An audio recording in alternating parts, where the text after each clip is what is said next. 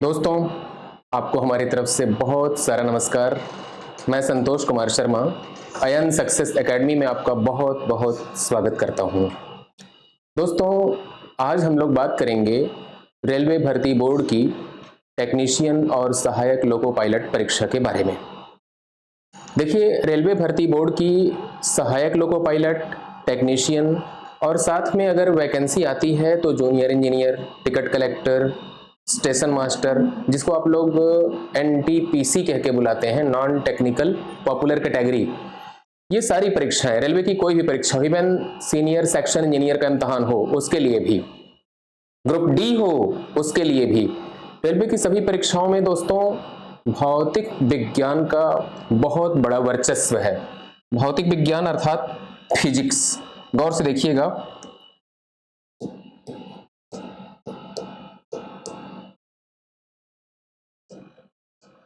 ये फिजिक्स के सवालों का प्रतिशत बहुत ज़्यादा होता है। इनकी संख्या इतनी होती है कि अगर आपकी फिजिक्स अच्छे से तैयार है तो आप रेलवे का कोई भी इम्तहान बीट कर सकते हैं बड़ी आसानी के साथ। तो फिजिक्स पे हम लोग आज बातचीत शुरू करते हैं दोस्तों, और फिजिक्स में हमारी बातें होंगी आगे। ध्यान से देखें।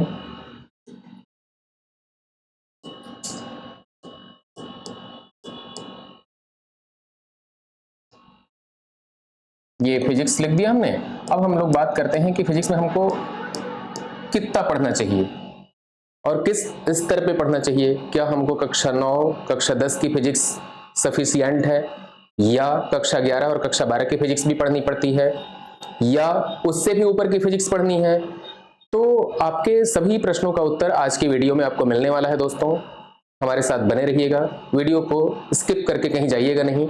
देखिए, सबसे पहले हम लोग बात कर लेते हैं फिजिक्स में कंटेंट की। तो सबसे पहला कंटेंट होगा बच्चों मैकेनिक्स और मेजरमेंट। मेजरमेंट और मैकेनिक्स, ये फिजिक्स का सबसे पहला और बहुत बड़ा और इम्पोर्टेंट यूनिट है, मेजरमेंट और मैकेनिक्स। इसके बाद हम लोग बात कर सकते हैं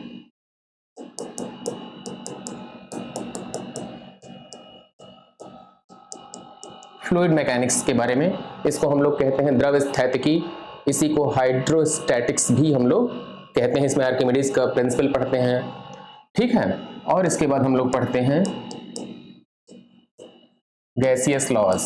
गैसियस लॉज मतलब जो गैसियस लॉज हैं, जैसे रॉबर्ट्स बायल के लॉज, चार्ल्स के लॉज, ठीक है, आइडियल गैस इक्वेशन वगैरह वगैरह, उन पे जो न्यूमेरिकल होते हैं।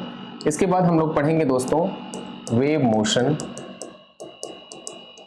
And sound. एक बड़ा यूनिट है वेव मोशन एंड साउंड। और इसके बाद हम लोग पढ़ेंगे दोस्तों हीट। हीट अपने आप में एक विशालकाय अध्याय है। हीट के बाद हम लोग पढ़ेंगे लाइट। लाइट को आप लोग ऑप्टिक्स भी कहते हैं। और इसके बाद हम लोग पढ़ेंगे इलेक्ट्रिसिटी और मैग्नेटिज्म। और सबसे आखिर में हम लोग पढ़ेंगे मॉडर्न फिजिक्स दोस्तों। मॉडर्न फिजिक्स में सेमीकंडक्टर, ट्रांजिस्टर, डायोड, ट्रायोड आदि, इन सब चीज़ों के बारे में हम लोग पढ़ते हैं। तो ये एक आउटलाइन हमने दे दिया है आपको कि फिजिक्स में इतनी चीज़ें अगर अच्छे से पढ़ ली जाएं तो रेलवे की तमाम परीक्षाओं में, और रेलवे ही क्यों, पीसीएस की प्रारंभिक परीक्षा में, मुख्य परीक्षा में आपको साइंस के सवाल मिलते हैं, उनमें ये काफ़ी हेल्पफुल होगा। और जो आप अभी ताज़ा परीक्षा देने वाले हैं, वीडियो का री एग्ज़ाम या वीडियो की जो नई वैकेंसी आई है उसके लिए, या यूपी की और भी परीक्षाएं हैं, उन सभी परीक्षाओं में अगर फिजिक्स का कोई सवाल आता है दोस्तों तो छूटेगा नहीं, ये मैं आपको वादा कर सकता हूँ और दावा भी है कि छूटने नहीं दूंगा मैं। देखिए, मेजरमेंट और मैकेनिक्स, इस यूनिट को आज हम लोग लेते हैं, और मेरा अंदाज़ा है कि आप लोग मेजरमेंट और मैकेनिक्स को पढ़ने के लिए कम से कम 6 से 7 दिन हमारे साथ जुड़े रहिएगा। 6 से 7 वीडियो में ये आपका मेजरमेंट और मैकेनिक्स कंप्लीट करने का हमारा लक्ष्य होगा। तो बात को आगे बढ़ाया जाए। देखिए, आगे दोस्तों हम लोग बात करते हैं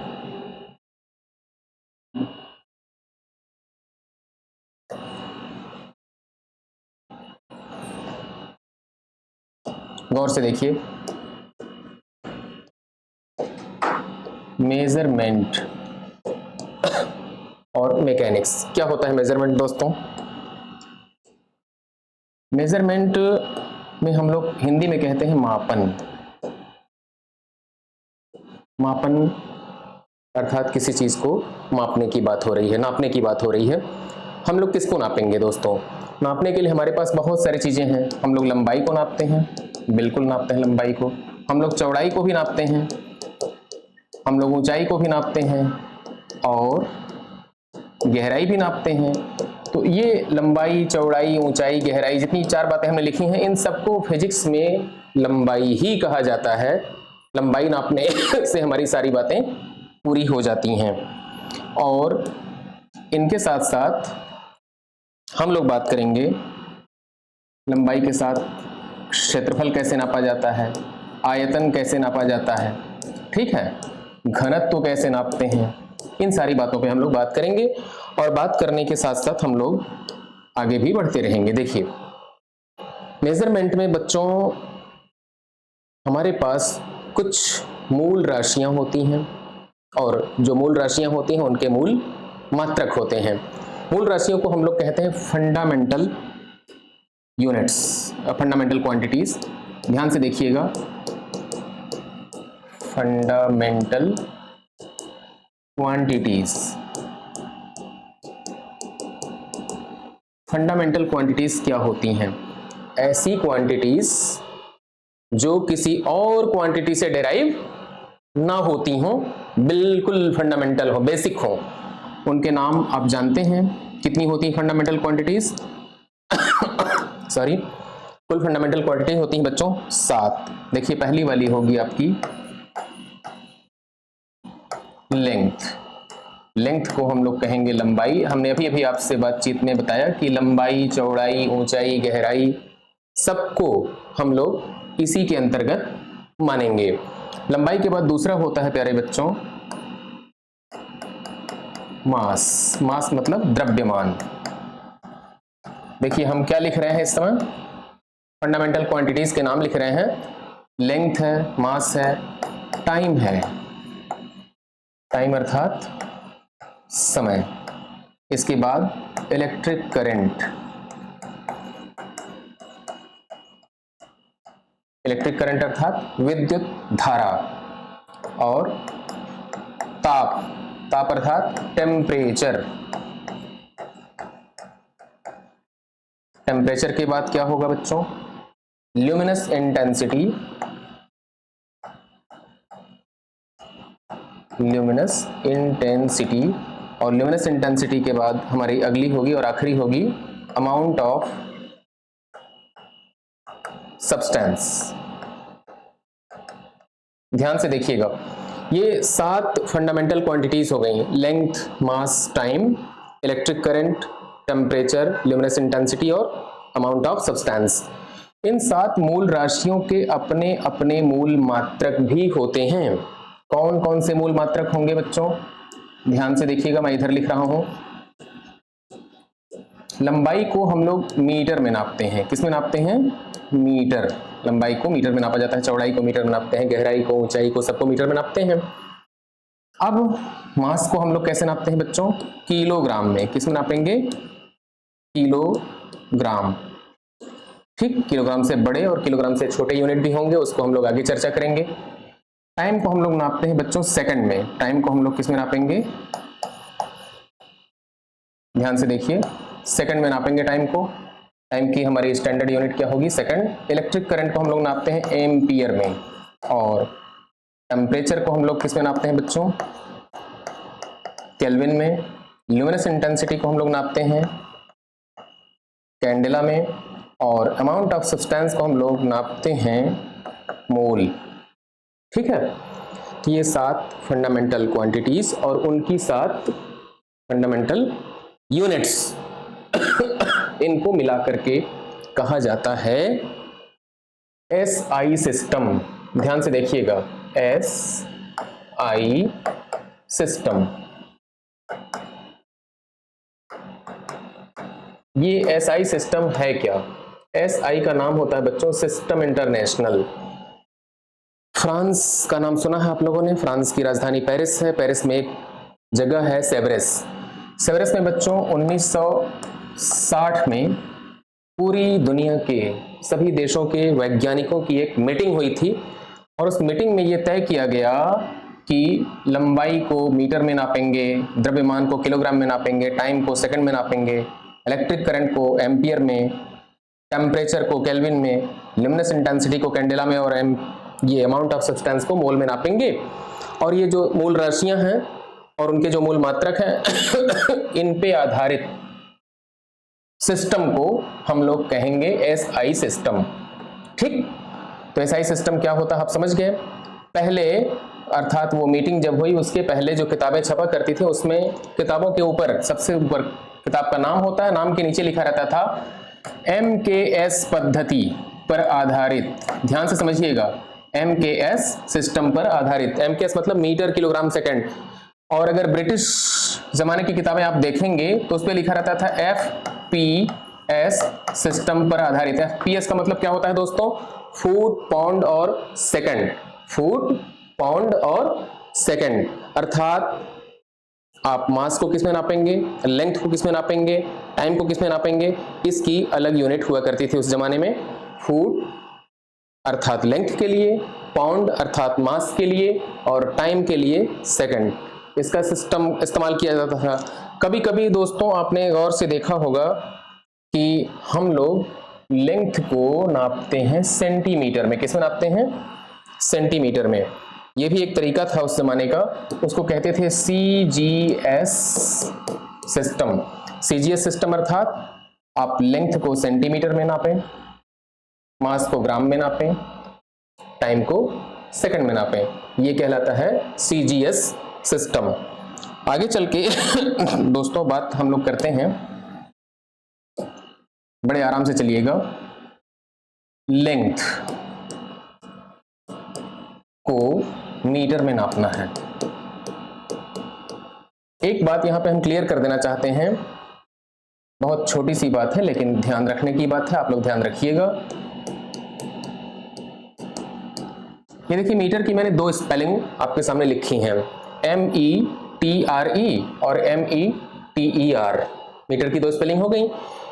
ये वाला सही है कि वो, इस बात पे चर्चा करना बहुत जरूरी है। तो दोस्तों लेंथ की जो यूनिट होती है मीटर, वो ये होती है METRE। और ये जो METER लिखा हुआ है ये क्या चीज है फिर? किसी मेजरिंग इंस्ट्रूमेंट या किसी एपैरेटस के साथ जो सफिक्स लगता है उसे कहते हैं METER। जैसे देखिए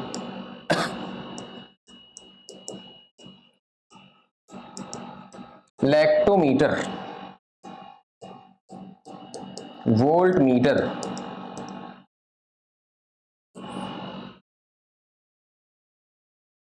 स्फिग्मोमैनोमीटर।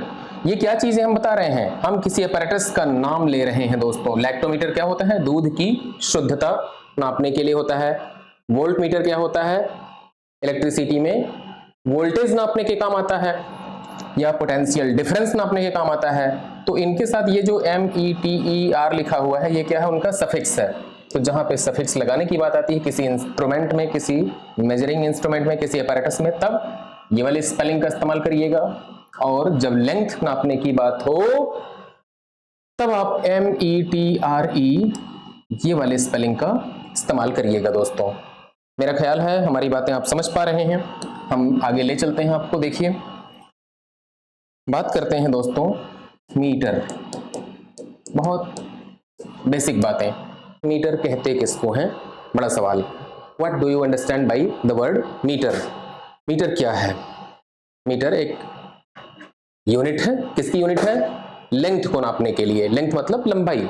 तो लंबाई को नापने के लिए अगर हमारे पास मीटर का इस्तेमाल किया जा रहा है बच्चों, तो मीटर होता कैसा है? आप मार्केट जाते हैं, कपड़ा खरीदते हैं, है ना? कई बार आप बाजार में जाते हैं, जमीन खरीदते हैं, ज़मीन खरीदने के लिए ज़मीन की लेंथ को मीटर में नापा जाता है, ब्रेथ को मीटर में नापता है। जो आपके पास रूम है, रूम की लेंथ और ब्रेथ को हम मीटर में नापते हैं। हालांकि फुट में भी नापा जाता है, फीट में भी नापा जाता है। हम लोग मीटर की बात यहाँ कर रहे हैं, तो मीटर के बारे में देखते हैं। एक मीटर क्या होता है? कपड़ा लेने जाइए दुकान पे, तो दुकानदार क्या करेगा?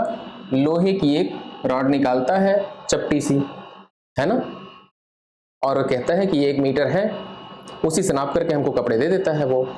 तो मीटर क्या है? कहाँ से आया मीटर? हमने अभी आपसे बातचीत के दौरान ये बात शेयर की थी कि 1960 में फ्रांस की राजधानी पेरिस के सेवरेस में मीटिंग होती है। किसकी मीटिंग होती है? दुनिया के सभी वैज्ञानिकों की।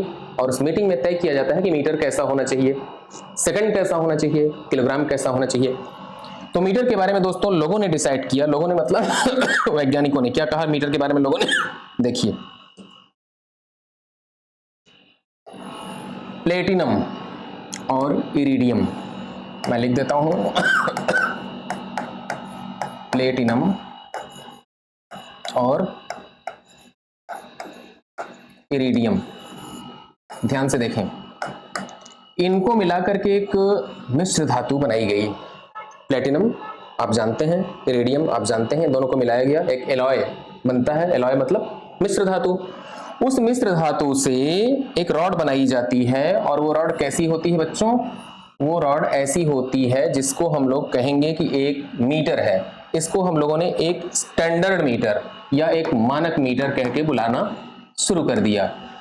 अब आपसे पूछा जाएगा मानक मीटर या स्टैंडर्ड मीटर क्या है?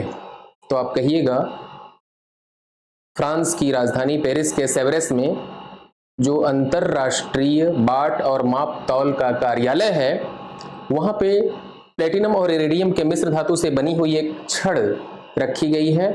उस छड़ की लंबाई को हम लोग 1 मीटर मानते हैं, वही स्टैंडर्ड मीटर है। अगर आपको मीटर बनाना है तो आप पहले वहां जाएं, वहां से नाप करके उतनी नाप का एक सरिया काट करके ले आएं, अपनी कंपनी में, अपनी फैक्ट्री में मैन्युफैक्चर कर ले मीटर ढेर सारा, और उसको आप सेल करें, वो मानक मीटर है। सवाल उठता है कि उन लोगों ने किस आधार पे मानक मीटर को डिक्लेयर किया? क्यों किया? इसलिए किया ताकि पूरी दुनिया का मीटर एक जैसा हो। पता चले भारत में हम 1 मीटर कपड़ा खरीदें तो इतना बड़ा हो, और जापान में जाकर के उसको बेचें तो पता चला कि वो 2 मीटर हो जाए, उनका मीटर छोटा हो मान लीजिए तब। तो ये जो विविधता थी उसको समाप्त करने के लिए, यूनिफॉर्मिटी लाने के लिए, एक रूपता लाने के लिए ये तय किया गया कि पूरे विश्व में सभी जगह एक ही प्रकार का मीटर इस्तेमाल किया जाएगा, उसको मानक मीटर कहेंगे।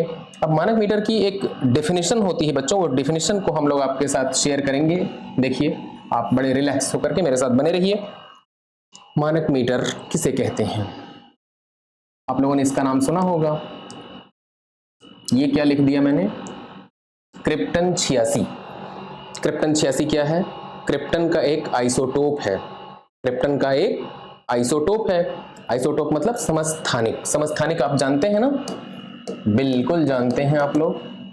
हम लोग आगे समस्थानिक के बारे में पढ़ेंगे। यहाँ पे छोटी सी बात बता देता हूं आपको। समस्थानिक किसी एक ही एलिमेंट के ऐसे परमाणु होते हैं जिनका परमाणु क्रमांक एक बराबर होता है, एक जैसा होता है, कॉमन होता है, लेकिन परमाणु भार अलग अलग होता है। उसको कहा जाता है समस्थानिक, अंग्रेजी में आइसोटोप कहते हैं। उस पर हम लोग चर्चा करेंगे फिर कभी। अभी फिलहाल हम लोग बात करेंगे क्रिप्टन 86 के बारे में। क्रिप्टन 86 है क्या? क्रिप्टन 86 एक आइसोटोप है क्रिप्टन का। इसको रात के अंधेरे में ऐसे रख दिया जाए बंद कमरे में अगर, तो बच्चों इसमें से रेडिएशंस निकलते हैं, विकिरण निकलते हैं। और जो विकिरण निकलेगा वो कैसे निकलेगा? नारंगी रंग के प्रकाश के तौर पे निकलेगा। ध्यान से देखिए, ये नारंगी रंग का प्रकाश निकल रहा है। बात को समझने की कोशिश करें आप लोग। अगर ये नारंगी रंग का प्रकाश निकल रहा है तरंगों के रूप में, तो आप लोग जानते हैं कि तरंगे ऐसे होती हैं, और जब तरंगे ऐसे होती हैं तो इसको श्रृंग कहते हैं, इसको श्रृंग कहते हैं, इसको श्रृंग कहते हैं, इसको गर्त कहते हैं, इसको गर्त कहते हैं। श्रृंग मतलब CREST, क्रेस्ट, और गर्त का मतलब होता है TROUGH, ट्रफ। तो दो लगातार श्रृंग या दो लगातार गर्त के बीच का जो फासला होता है बच्चों, उसे कहते हैं तरंग दैर्घ्य या वेवलेंथ। इसको हम लोग लैम्डा अक्षर से पेश करते हैं। देखिए यह लैम्डा और यह लैम्डा दोनों बराबर हैं। इसको कहते हैं वेवलेंथ। अब इतनी बात समझ गए आप लोग। हम आगे बात करते हैं आपसे, किस टॉपिक पे बात करेंगे कि ये जो क्रिप्टन 86 रखा हुआ है आपके सामने, क्रिप्टन 86, यहां से जो नारंगी रंग की प्रकाश की किरणें निकल रही हैं, इनकी जो वेवलेंथ है, ये वाली वेवलेंथ, उस वेवलेंथ का 16,50,763.73 गुना जो होता होगा उसे 1 मीटर कहते हैं। दोबारा समझिए, 1 मानक मीटर वह दूरी है जो शुद्ध क्रिप्टन 86 से निकलने वाले नारंगी रंग के प्रकाश की तरंगदैर्घ्य का 16,50,763.73 गुना होता है। अर्थात ये जो लैम्डा है, उस लैम्डा में, लैम्डा मतलब वेवलेंथ, जो नारंगी रंग का प्रकाश निकला है उसकी तरंग दैर्घ्य, उस लैम्डा में गुणा करिए। किसका गुणा करिए? 16,50,763.73 का गुणा करिए। जो आएगा उसे 1 मीटर कहा जाएगा। ये है स्टैंडर्ड मीटर की डेफिनेशन बच्चों, राइट। मेरा ख्याल है कि आप मेरी बात समझ पा रहे होंगे। अब हम लोग बात करेंगे मीटर से छोटे और मीटर से बड़े मात्रकों के बारे में। हम लोग हर चीज को मीटर में तो नहीं नाप सकते, बिल्कुल नहीं नाप सकते हैं। हमारे पास कॉपी होती है, ठीक है, हमारे पास और भी छोटे छोटे बैक्टीरिया होते हैं, वायरस होते हैं, उनको नापना है। एटम होता है, उनको नापना है बच्चों, एटम का डायमीटर नापना है। तो सबको मीटर में नहीं नापा जा सकता है ना। हमको यहाँ से कलकत्ता जाना है, हम मीटर में थोड़ी ना बताएंगे कि हम कलकत्ता कितने मीटर है, हम किलोमीटर में बताएंगे, है ना। तो मीटर से छोटे और मीटर से बड़े यूनिट्स के बारे में हम लोग बातचीत करते हैं। देखिए, आपको एक कविता की 2 लाइन सुनाता हूं, ध्यान से सुनिए। Milli centi decimetre deca hecto kilometre. याद रखिएगा, मैं लिख देता हूं, milli centi deci metre deca hecto kilometre. इस लाइन का क्या अर्थ है और क्या उपयोगिता है, ये हम आपको सिखाते हैं। देखिए, मिलीमीटर लिखा है ये वास्तव में, तो 10 मिलीमीटर बराबर होता है 1 सेंटीमीटर। 10 मिलीमीटर बराबर क्या होगा? 1 सेंटीमीटर। और 10 सेंटीमीटर बराबर होता है 1 decimetre. 10 centimetre equal to 1 decimetre, ठीक है। देखिए यहाँ पे डेसी के साथ जो सफिक्स लगाया है मीटर, ये लेंथ को नापने की यूनिट है, लिहाजा यहाँ पे स्पेलिंग METRE रखा जाएगा। अब आगे बढ़ते हैं दोस्तों, डेसी के बाद मीटर, तो 10 decimetre, 10 decimetre equal to 1 metre. और 10 मीटर बराबर 1 डेकामीटर होता है, ये भी जानते रहिएगा। मीटर से ये सब छोटे थे, कौन? मिली, सेंटी, डेसी। और डेका, हेक्टो और किलो क्या है बच्चों? मीटर से बड़े हैं। 10 डेसीमीटर इक्वल टू 1 मीटर है। और 10 मीटर बराबर क्या होगा दोस्तों? इस बात को समझिए। देखिए, 10 मीटर बराबर 1 डेकामीटर। और 10 डेकामीटर बराबर क्या होता है बच्चों? 1 हेक्टोमीटर। और 10 हेक्टोमीटर बराबर क्या होता है बच्चों? 1 किलोमीटर। मेरी बातें आप लोग समझ पा रहे हैं? 10 millimetre equal to 1 centimetre, 10 centimetre बराबर 1 डेसीमीटर, 10 डेसीमीटर बराबर 1 मीटर, और 10 मीटर बराबर 1 डेकामीटर, 10 डेकामीटर बराबर 1 हेक्टोमीटर, 10 हेक्टोमीटर बराबर 1 किलोमीटर।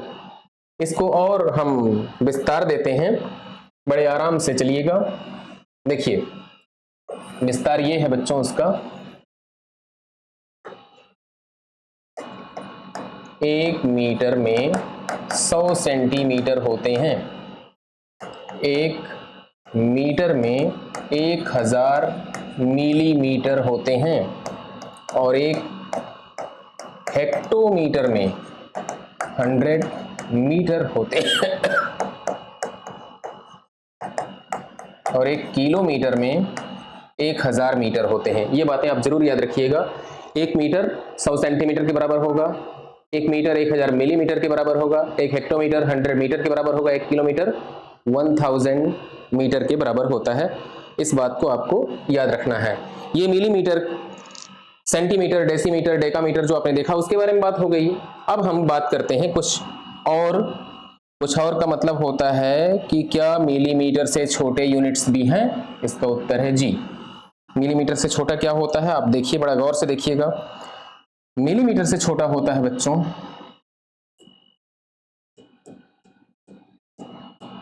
माइक्रोन। माइक्रोन को हम लोग माइक्रोमीटर कह के भी बुलाते हैं।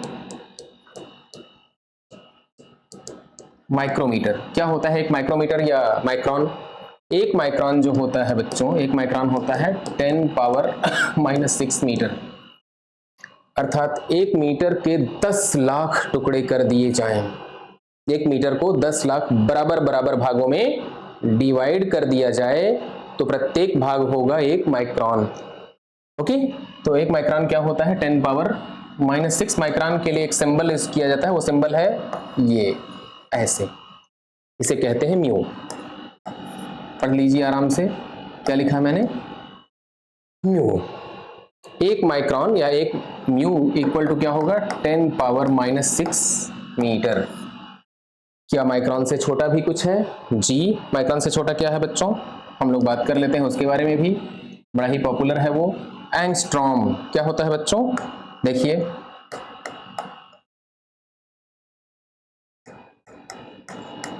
एक एंगस्ट्रॉम किसके बराबर होता है? एक एंगस्ट्रॉम होता है बच्चों 10⁻⁻10 मीटर के। ये होता है एक एंगस्ट्रॉम, ठीक है। एक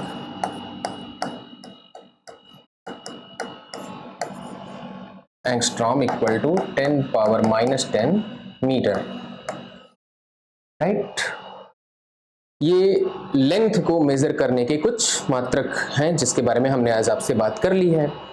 लेंथ के साथ साथ छोटी सी बात है, उसको भी आज हम शेयर कर लेते हैं आपसे। क्षेत्रफल क्या होता है बच्चों और आयतन क्या होता है, ये जानना बहुत जरूरी है।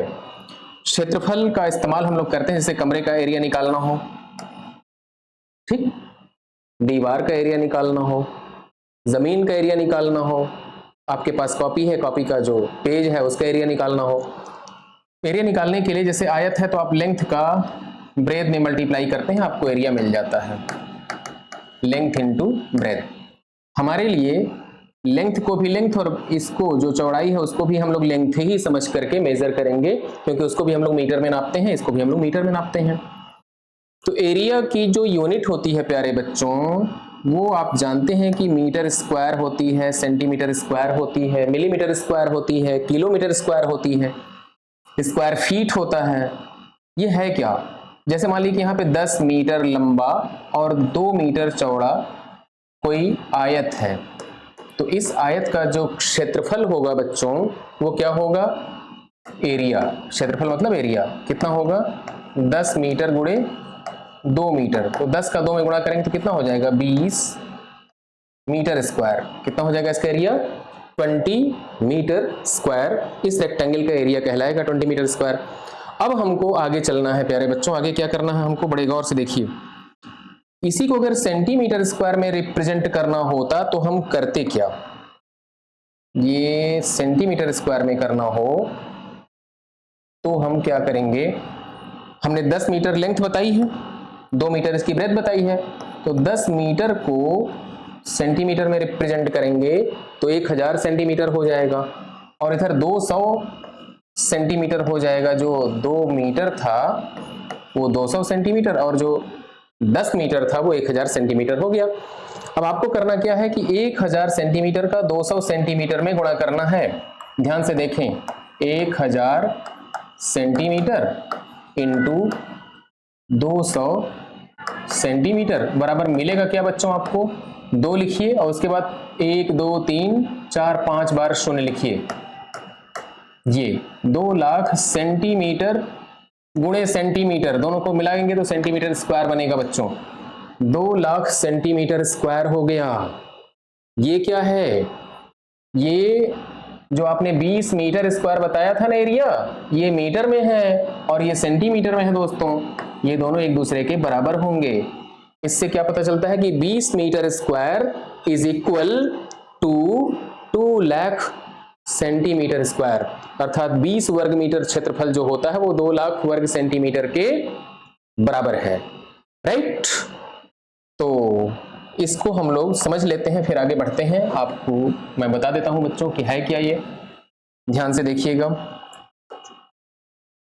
1 मीटर स्क्वायर बराबर होता है 10,000 सेंटीमीटर स्क्वायर। इस बात को समझने की कोशिश करें, क्या है ये।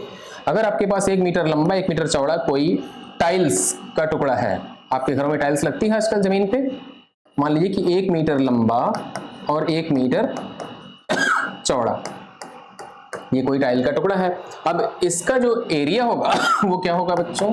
1 metre into 1 metre equal to 1 metre square. इसी को अगर आप सेंटीमीटर में रिप्रेजेंट करते तो क्या कहते आप लिखते यहाँ पे 100 सेंटीमीटर लेंथ और 100 सेंटीमीटर इसकी ब्रेथ। तो 100 सेंटीमीटर को 100 सेंटीमीटर में मल्टीप्लाई करेंगे तो क्या होगा? ये 100 centimetre into 100 centimetre equal to 1 2 3 4 एक लिख करके 4 बार 0 सेंटीमीटर स्क्वायर। क्या पढ़ेंगे इसको? 10,000 सेंटीमीटर स्क्वायर। क्या मिला हमको? 1 मीटर स्क्वायर जो होता है वो 10,000 सेंटीमीटर स्क्वायर के बराबर होता है। यह बात आपको याद रखने की है। इसी प्रकार से 1 मीटर स्क्वायर में कितने मिलीमीटर स्क्वायर होंगे? 1 2 3 4 5 6, ये एक लिख करके 6 बार 0 लिखिएगा। फिर क्या करिएगा यहाँ पे? Millimetre square. क्यों भाई, क्यों ऐसा हम क्यों कर रहे हैं? देखिए, ऐसा हम इसलिए कर रहे हैं प्यारे बच्चों कि 1 मीटर में आपको मैंने बताया कि 1000 मिलीमीटर होते हैं। ध्यान से देखिएगा, ये आपके पास 1 मीटर और ये 1 मीटर, यहाँ पे मैंने 1 मीटर लिखा, यहाँ पे मैंने 1 मीटर लिखा, यहाँ पे भी 1 मीटर लिखा। 1 मीटर का एक स्क्वायर शेप का टाइल है। इस टाइल को क्या करना है बच्चों? एरिया बताना है। एरिया कितना होगा? 1 मीटर में 1 मीटर से मल्टीप्लाई करना, 1 मीटर स्क्वायर हो जाएगा। अगर आप मिलीमीटर स्क्वायर में इसको चेक करना चाहें तो क्या होगा? ये 1 मीटर में 1000 मिलीमीटर होंगे, तो 1000 मिलीमीटर में 1000 मिलीमीटर से गुणा कर दीजिए। जो आएगा वो क्या होगा? 1 लिख करके 6 बार 0 आएगा बच्चों। और मिलीमीटर का मिलीमीटर में गुणा करेंगे तो मिलीमीटर स्क्वायर हो जाएगा। अर्थात 1 मीटर स्क्वायर जो होता है वो 10 लाख मिलीमीटर स्क्वायर के बराबर होता है। अर्थात इसको आप लिख सकते हैं 10 पावर 6 मिलीमीटर स्क्वायर। ये बात जरूर याद रखिएगा। क्षेत्रफल को नापने का एक और भी मजेदार यूनिट है बच्चों। जैसे खेत होते हैं तो खेत बड़े बड़े होते हैं, तो खेत को नापने के लिए हम लोग एयर और हेक्टेयर का इस्तेमाल करते हैं। एक एयर क्या होता है और एक हेक्टेयर क्या होता है ये जानना आपके लिए बहुत बहुत जरूरी है। देखिए, जब आप अपने खेत की खतौनी निकालते हैं तो खतौनी में आपके खेत का क्षेत्रफल अमूमन हेक्टेयर में भी दिया जाता है। हेक्टेयर क्या होता है ये आपको जानना बहुत जरूरी है बच्चों। देखिए ध्यान से, अगर आपके पास आपका खेत ऐसा हो बिल्कुल स्क्वायर शेप में, जिसकी लेंथ 100 मीटर हो, जिसकी ब्रेथ 100 मीटर हो, ये भी 100 मीटर है और ये भी 100 मीटर है, और 100 मीटर का 100 मीटर में मल्टीप्लाई कर दिया जाए तो एरिया निकल जाएगा। स्क्वायर शेप है, स्क्वायर का एरिया क्या होता है? साइड का स्क्वायर। तो इसका एरिया क्या होगा बच्चों? एरिया बराबर हो जाएगा 100 metre into 100 metre will be equal to 1 2 3 4 एक लिख करके 4 बार 0 मीटर स्क्वायर। ये 10,000 मीटर स्क्वायर लिखा हुआ है, इसी को 1 हेक्टेयर कहा जाता है बच्चों, याद रखिएगा। 1 हेक्टेयर खेत कितना होता है? 1 हेक्टेयर बराबर क्या होता है? 10,000 metre square. 1 hectare equal to 10,000 metre square. इसको बहुत आराम से याद रखिएगा, ठीक है। एक बात और, अगर आपके पास जमीन का एक ऐसा टुकड़ा है, जमीन का एक ऐसा टुकड़ा है जो 10 मीटर बाई 10 मीटर का है, ध्यान से देखें, 10 मीटर इसकी लेंथ है और 10 मीटर इसकी ब्रेथ है, तो इसका एरिया कितना होगा बच्चों? 10 मीटर का 10 मीटर मल्टीप्लाई करेंगे तो 100 मीटर स्क्वायर हो जाएगा। कितना हो जाएगा ये? 100 मीटर स्क्वायर। इसे कहते हैं बच्चों 1 एयर। एयर क्या लिखते हैं? ऐसे देखिएगा, एयर। ये 1 एयर बराबर क्या हो जाएगा? 100 मीटर स्क्वायर, ठीक है। और 1 हेक्टेयर बराबर क्या होता है बच्चों? 10,000 मीटर स्क्वायर। इससे एक बात तो क्लियर हो गई कि अगर आप 100 एयर को मिला दें आपस में तो 1 हेक्टेयर बनता है, अर्थात 1 हेक्टेयर में कितने एयर होंगे? 100 एयर होते हैं। मेरा ख्याल है कि हम लोगों ने आज काफी बातें कर ली हैं। अब अगले वीडियो में हम लोग बात करेंगे बच्चों मास के बारे में। आज हम लोगों ने किसके बारे में बात की है? लेंथ, और लेंथ की जो यूनिट होती है मीटर, और मीटर के जो छोटे और बड़े यूनिट्स होते हैं उन पे बात हो गई है। अगले वीडियो में हम लोग बात करेंगे कि मास की यूनिट किलोग्राम है, किलोग्राम से छोटे और किलोग्राम से बड़े यूनिट्स क्या होते हैं, उनको लेकर के आते हैं।